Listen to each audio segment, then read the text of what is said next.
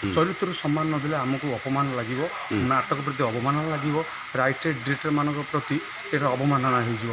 ତେଣୁ ମୁଁ ଯଥାସମ୍ଭବ ମୋ କଥା ମୁଁ କହୁଛି, ଗୋଟେ ଅକ୍ଷର ମୁଁ କାଟେନି, ଆଉ ଯେଉଁଠି କାଟିଥିବି କହିକି କାଟିଥିବି, କାହିଁକି କାଟିଥିବି, କିନ୍ତୁ ତାଙ୍କ ଡାଇଲଗ ଗୁଡ଼ା ସବୁ କହିବାକୁ ଚେଷ୍ଟା କରେ, କହେ, ଭଲ ଲାଗେ, ତ ଅଲଗା ଜ୍ୟୋତିପାତ୍ର ଥାଏ। ତ ଏ ବର୍ଷ ନାଟକ ଏଇ ଯେଉଁ ହେଇଛି, ଯେଉଁଟା ଏଇଟା ପ୍ରଥମ ନାଟକଟା ହେଲା, ବହୁତ ଭଲ ହେଇଛି, ଗୋଟେ ଫ୍ୟାମିଲି ଷ୍ଟୋରି ହେଇଛି।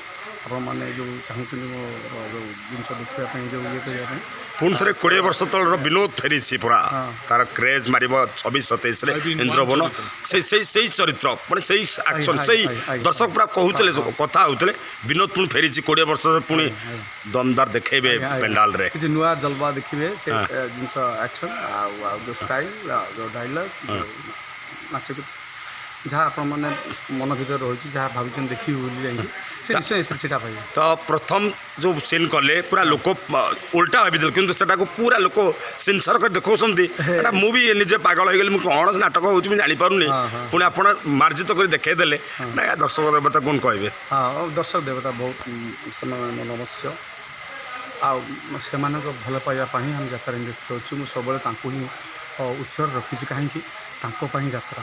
ମୁଁ ସବୁବେଳେ କହିଛି, ଆପଣ ବାଇକ୍ସରେ ଦେଖିବେ, ତାଙ୍କୁ ବହୁତ ମୁଁ ଉର୍ଦ୍ଧ୍ୱରେ ରଖିଛି। ସେମାନେ ମୋତେ ତାଳି ଦିଅନ୍ତୁ, ଗାଳି ଦିଅନ୍ତୁ, ଉପହାସ କରନ୍ତୁ, ଯାହା ବି କରନ୍ତୁ, ସେମାନେ ହେଉଛନ୍ତି ଆମ ଦର୍ଶକ, ତାଙ୍କ ମାଧ୍ୟମରେ ଆମର ସଂଶୋଧନ, ଆଉ ସେମାନଙ୍କ ଭଲ ପାଇବା ଯାତ୍ରା ପ୍ରତି ଆମ ପ୍ରତି ଏମିତି ଥାଉ। ଈଶ୍ୱର ତାଙ୍କୁ ବି ଦେହ ହାତ ଟିକେ ଭଲ ରଖିଥାନ୍ତୁ। ଆଉ ଯାହା ବି ଆମେ ଆଗକୁ ଅଭିନୟ କରିବୁ, ଭାବିଛି ନୂଆ ନୂଆ ଜିନିଷ ଆପଣ ପାଇବେ, କାରଣ ଅଭିନୟ ଯେତେ ପରିପକ୍ୱ ହୁଏ, ସେତେ ଭଲ ଜିନିଷ ବାହାରେ, ବଳିଷ୍ଠ ହୁଏ। ତ ଆମେ ଚାହୁଁଛୁ ମୃତ୍ୟୁ ପୂର୍ବରୁ ଯାତ୍ରା ପାଇଁ, ଆମ ଦର୍ଶକମାନଙ୍କ ପାଇଁ, ଆମ ମନୋରଞ୍ଜନ ପାଇଁ କେସେଟର ସୁଟିଂ ହେଇକି ରହିଯିବେ, ଆମେ ଆପଣମାନଙ୍କ ପାଖରେ ଥିବୁ, ଆପଣ ମନେ ପକାଉଥିବେ, ଆପଣମାନଙ୍କ ହୃଦୟରେ ଆମେ ଥିବୁ। ନିଶ୍ଚିତ ଭାବରେ ପୁଣି ଥରେ ମାଇକେଲ ତ କହିବି, ବିନୋଦ ନା ଆପଣଙ୍କ ନାଁ ବିନୋଦ, ମୋ ନାଁ ବିନୋଦ, ଏଇଟା ଗୋଟେ ସସ୍ପେନ୍ସ। କ'ଣ କହିବି, ପୁଣି ଥରେ ବିନୋଦ ଏଇ ଗ୍ରାଉଣ୍ଡକୁ ଆସିଛି। ଇନ୍ଦ୍ରଭୁବନ ଗତ ବର୍ଷ ଆସିଥିଲି, କିନ୍ତୁ ଦେଖାଇନଥିଲି, ପେଣ୍ଡାଲ ଚଢ଼ିବାର ଭାଗ୍ୟ ନଥିଲା ମୋର, ହୁଏତ ମୁଁ କହିବି, କିନ୍ତୁ ଆଜି ଭଗବାନ ସାର୍ ଆଉ ଗଣେଶ ସାର୍ଙ୍କ ଯୋଗୁଁ ଏ ପେଣ୍ଡାଲ ଉପରେ ଠିଆଇକି ଆପଣଙ୍କ ସହିତ କିଛି ଇଣ୍ଟରଭ୍ୟୁ ନେଉଛି, ସାରା ଓଡ଼ିଶାବାସୀ ଦେଖୁଛନ୍ତି ଏ ବିନୋଦ ମାଇକେଲ କ'ଣ କରିପାରେ ଯାତ୍ରା ପାଇଁ। ଯିବା ବାଏ। ଦେଖ, ତୁମେ ଯାତ୍ରାର ଭଲ ମାନେ କ'ଣ ଗୋଟେ ମାନେ ପରିପକ୍ୱ ସାମ୍ବାଦିକ କହିଲେ ଚଳେ, ଆଉ ବହୁତ ଦିନରୁ ତ ତୁମ ସହିତ ସମ୍ପର୍କ ଅଛି, କିନ୍ତୁ ମୋର ଏତିକି ଅନୁରୋଧ, ଯାତ୍ରାର ସଂସ୍କାର ଆଣିବା ଦିଗରେ ଭଲ ପଦକ୍ଷେପ ନେବା, ଆମ ସମସ୍ତଙ୍କର ସାହାଯ୍ୟ ଦରକାର, ସବୁ ବର୍ଗର ଲୋକମାନଙ୍କର ସାହାଯ୍ୟ ଦରକାର। ଯାତ୍ରା କେମିତି ଅପଭ୍ରଂଶ ନ ହେଉ, ଯାତ୍ରା କଳୁଷିତ ନ ହେଉ, ଆଉ ଯାତ୍ରା ଯେହେତୁ ଆମ ଓଡ଼ିଶାର ଗୋଟେ ଏଣ୍ଟରଟେନମେଣ୍ଟ ଜିନିଷ, ଯେଉଁଟାକି ଆମ ଭାରତ ନୁହେଁ, ମୁଁ କହିବି ଭୁଲ ହେଇଯିବ, ବିଶ୍ୱରେ କେଉଁଠି ନାହିଁ ଯେଉଁଟା ଆମ ଓଡ଼ିଶାର ତା ଗର୍ଭରେ ସ୍ଥାନ ଦେଇଛି। ତ ଯାତ୍ରା ଗୋଟେ ଏଣ୍ଟରଟେନମେଣ୍ଟର ସବୁଠାରୁ ନମ୍ବର 1 ଖୋରାକ ଆମ ଓଡ଼ିଶାର ଲୋକମାନଙ୍କ ପାଖରେ। ତାକୁ ଭଲ ପାଇବା, ଆଉ ଆପଣମାନଙ୍କ ଭଳି ସାମ୍ବାଦିକମାନେ, ଯାତ୍ରା ସାମ୍ବାଦିକ ବହୁତ ମାନେ ଅଛନ୍ତି, ସେମାନଙ୍କୁ କିଛି ଭିନ୍ନ, କିନ୍ତୁ ଏ ବିନୋଦ କ'ଣ ଦେଖିଲେ, ଏଇ ବିନୋଦ ଯେଉଁ ବିନୋଦ ଆପଣ ସାମନାରେ ଅଛି, ପୁରା ଆଜି ନୁହଁ 12 ବର୍ଷ ଧରି ଯାତ୍ରାକୁ ପୁରା ଜୀବନକୁ ଉତ୍ସର୍ଗ କରି ନିଜ ପରିବାର ଫ୍ୟାମିଲି ସବୁ ଛାଡ଼ିଛି, ତଥାପି ଏମିତି ଦରକାର, ଏମିତି ସ୍ୱାର୍ଥପର ନହେଲେ ହେଇପାରିବନି, ସେ ସ୍ୱାର୍ଥପର ହେଲେ ହେଇପାରିବନି।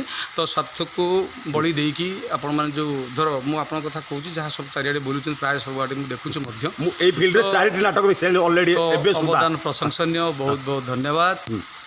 ବାଏ।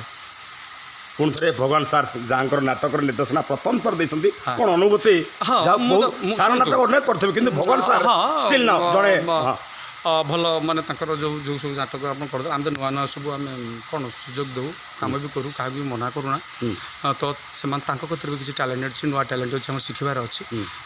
ତ ଏଥିରେ ସେ ଯେଉଁ ରଙ୍ଗରୂପ ଦେଇଛନ୍ତି, ନିର୍ଦ୍ଦେଶନା ଦେଇଛନ୍ତି, ସେଇଟାকে ଆପଣଙ୍କର ଦେଖି ସାରିଲା ପରେ ଆପଣ ଭଲ ପାଇବା ତାଙ୍କର ନିର୍ଦ୍ଦେଶନା ଆପଣ ନିଶ୍ଚୟ ଛିଟା ଲାଗିବ, ଜାଣିପାରିବେ। ନୂଆକରି କେତେ ଖଣ୍ଡ ନାଟକ ବି କଲେଣି ଏବଂ ନୂଆ ନୂଆ ଇଣ୍ଡଷ୍ଟ୍ରିରେ ଯୋଗ ଦେଇଛନ୍ତି। ଯାହା ହେଉ ତାଙ୍କର ନିର୍ଦ୍ଦେଶନାକୁ ବହୁତ ବହୁତ ଧନ୍ୟବାଦ। ଆଉ ଇନ୍ଦ୍ରଭୁବନ ଏଭଳି ଅନୁଷ୍ଠାନରେ ପ୍ରଥମ ନାଟକ କରିବା, ପ୍ରଥମ ଫେଜ୍ କହିଲେ ଅତ୍ୟୁକ୍ତି ହେବନି, ପ୍ରଥମ ବିଜିଏମ୍ କେତେ ଆକର୍ଷଣୀୟ? ବିଜିଏମ୍ ବହୁତ ଭଲ ହେଇଛି, ସେ ମାନେ ବିଜିଏମ୍ ଯିଏ ବି ଦେଇଛନ୍ତି ନାଟକର ଭଲ କରିଛନ୍ତି, ସେ ବହୁତ ବଢ଼ିଆ ଲାଗିଲା, ବିଜିଏମ୍ଟା ବି ବହୁତ ବଢ଼ିଆ ହେଇଛି। ଯାହା ନାଟକ ଯିଏ ଲେଖିଛନ୍ତି ଗଣେଶ ସାର୍ ଅଛନ୍ତି ଆପଣ ଗ୍ରହଣରେ, କ'ଣ କହିବେ? ବହୁତ ନାଟକ ବି କରୁଛନ୍ତି। ଜଣେ ନାଟକ ଲେଖିବା କେତେ କଷ୍ଟ, ତାଙ୍କ ମନରେ କେତେ, ଡାକ୍ତର ଦେଖିଛି, ଡାକ୍ତରଠୁ ଆହୁରି ଉର୍ଦ୍ଧ୍ୱରେ ଗୋଟେ ଲେଖିବା, ଜଣେ ଗୋଟେ ଲେଖକ ଲେଖିବା କେତେ ଦୂର ପ୍ରାଦୁର୍ଯ୍ୟ ସବୁ କାହାଣୀକୁ ନେଇକି ଥୋଇବା ଗୋଟେ ଫ୍ରେମ୍ରେ କେତେ ଦୂର କଷ୍ଟ। କ'ଣ କହିବି, ସାର୍ଙ୍କ ତ ବହୁତ ପୁରୁଣା ମାନେ ନାଟ୍ୟକାର, ତାଙ୍କ ବହୁତ ନାଟକ ମଧ୍ୟ ଆମେ କରିଛେ, ବହୁତ ଓଡ଼ିଶାର ତାଙ୍କର ଭଲ ଦର୍ଶକ ରହିଛନ୍ତି। ତାଙ୍କ ନାଟକ ଗୁଡ଼ା ସବୁ କ'ଣ ଫ୍ୟାମିଲି ନାଟକ ଷ୍ଟୋରି ଥାଏ, ଆଉ ମ୍ୟାକ୍ସିମମ୍ ହିଟ୍ କରିଥାଏ। ଆଉ ତାଙ୍କ ନାଟକ ଖରାପ ଆମେ କହିପାରିବା ନାହିଁ, ଖରାପ ବି ଲାଗେନି, କୌଣସି କିଏ କହିନାହାନ୍ତି ବି ଖରାପ ବୋଲି। ତ ସେଇଥିପାଇଁ ଆଜିର ସେ ନାଟକ ଦେଇଛନ୍ତି, ଏଇ ଜଣଟା ତୋ ସମୟରେ କ'ଣ ହେବ, ସେଥିରେ ଗୋଟେ ଷ୍ଟୋରି ରହିଛି ହେଲା, ଗୋଟେ ଫ୍ୟାମିଲି ଷ୍ଟୋରି ରହିଛି ତା ଭିତରେ, ଯେଉଁଟାକି ଯାତ୍ରାର ଷ୍ଟୋରି ଆପଣଙ୍କୁ ନିଶ୍ଚୟ ଭଲ ଲାଗିବ। ଆଉ ତେଣୁକରି ଏ ନାଟକ ଦେଖିଲେ ଲୋକ ତାପରେ କ'ଣ ହେବ କ'ଣ ସସ୍ପେନ୍ସ। ମୁଁ ବି ଗୋଟେ ଦେଖିଲି, ଯେତିକି ସିନ୍ଟା ଦେଖିଛି ମୁଁ ପାଗଳ ହେଇଗଲି। ମୁଁ କହିଲି କ'ଣ ନାଟକ କ'ଣ କୁଆଡ଼େ ପୁରା ସସ୍ପେନ୍ସ ରହୁଛି, ପୁରା ସସ୍ପେନ୍ସ ହଁ ରହିଛି। ଆଗକୁ କ'ଣ ହେବ ଆପଣ ମାନେ ତାକୁ ନ ଦେଖିଲେ ଜାଣିପାରିବେନି କାହିଁ କହୁଛି।